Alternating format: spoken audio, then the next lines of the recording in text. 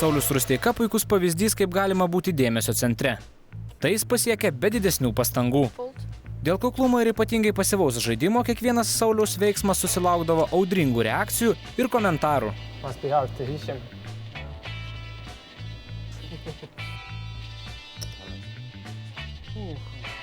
I don't want to see my cards. Пускай смеется тот, кто смеется последним. Где они сейчас, а где я?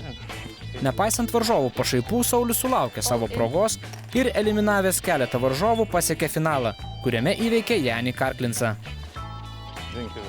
Pusfinalėje Saulius buvo pastebimesnis. Are you angry for me for some reason or? Huh?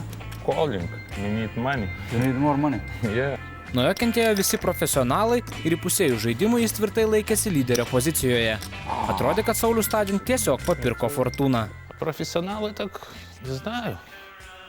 Ничего там они хорошего не видел их игре. Visgi taip sektis amžinai negalėjo ir Saulius Rusteika savo pasirodymą baigė garbingoje 3. vietoje, kurios pakako gauti kelialapį į finalą.